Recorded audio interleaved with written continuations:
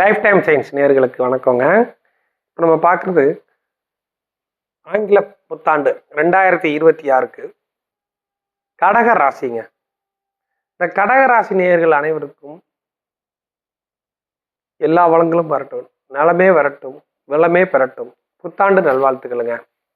இப்போ நம்ம பார்க்குறது என்னன்னு கேட்டிங்கன்னா, இந்த வருடம் பிறக்கும் பொழுதே உங்கள் ராசி அதிபதியான சந்திரன், கடக ராசிக்கு அதிபதியான சந்திரன் உச்சம் அடைகிறாருங்க.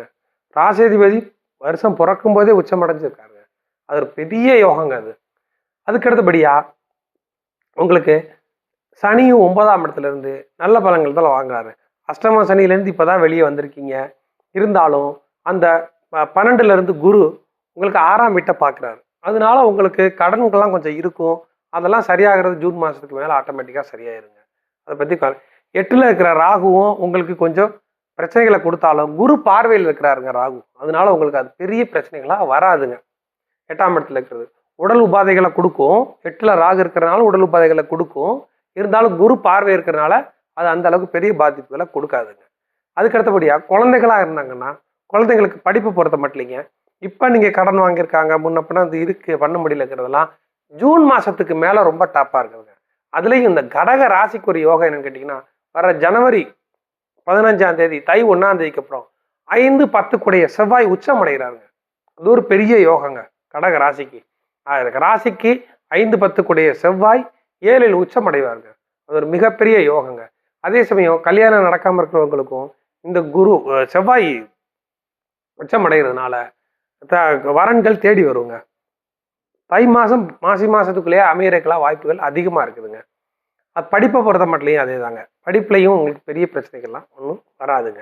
அவங்களுக்கு நல்ல ஒரு இடம் கிடைக்கிறாங்க அப்படிங்கிறதெல்லாம் ஜூன் மாதத்துக்கு மேலே நல்லா அமையுங்க. கல்வி கடன் இருக்குதுங்க, வேற என்னமோ பல பிரச்சனைகள் குடும்பத்தில் கடைகள் இருக்குனாலும் அது ஜூன் 1ஆம் தேதிக்கு அப்புறம் ஆட்டோமேட்டிக்காகவே மாற ஆரம்பிச்சிருங்க. அதுலேயும் இன்னொரு விஷயம் நல்ல யோகம் என்னென்னா, கடக ராசிக்கு கேது டிசம்பர் மாதத்துக்கு அப்புறம் ராசிக்கே வர்றாருங்க. கேல யோகத்தை கொடுக்க போறாருங்க. ராசியில குருவும் கேதுவும் சேர போறாங்க. டிசம்பர்ல குருவும் கேதுவும் சேர போறாங்க. அதுவும் மிகப்பெரிய ஒரு யோகத்தை கடக ராசி கொடுக்க போகுது. அஷ்டம சனியில நீங்க பட்ட கஷ்டங்கள் எல்லாம் நல்லாவே மாறிடுங்க ஜூன் மாசத்துக்கு அப்புறம். ஜூன் மாசம் வரைக்குமே பெரிய பிரச்சனைகள் இருக்காது. அஷ்டம சனியில நீங்க பட்ட கஷ்டங்கள் எல்லாம் இருக்காது. ஏன்னா செவ்வாய் உச்சமடைகிறாரு, அதுவும் நல்லா இருக்கு. அதுக்கு அடுத்தபடியா தொழில் பண்றவங்களை பொறுத்த மட்டும் பார்த்தீங்கன்னா, இப்போ உங்களுக்கு கடன் எல்லாமே இருக்குங்க. அஷ்டம சனியில இருந்த பிரச்சனைகள் கொஞ்சம் இருக்கும்.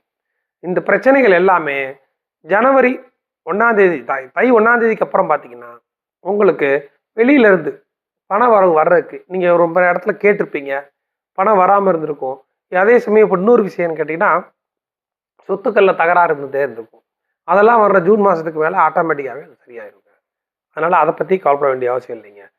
அதுக்கு அடுத்தபடியா குருவும் உச்சமடையும் போது உங்களுக்கு இது வரைக்கும் இல்லாத அளவுக்கு உங்களுக்கு பொருளாதார வளத்தை கொடுப்பாருங்க.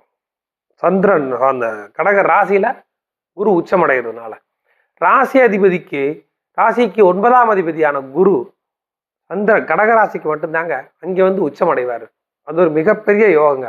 9ஆம் இடத்தையும் பார்த்துருவாரு. இப்போ ஏற்கனவே மிதுனத்துல இருந்து 6ஆம் வீட்டை பார்த்துட்டு இருக்காரு. அதனால உங்களுக்கு கடன் எல்லாமே கொடுத்துட்டு இருப்பாரு. அஷ்டம சனியிலேருந்து வந்த கடன்கள்லாம் கண்டினியூ ஆகிட்டே இருக்கும்.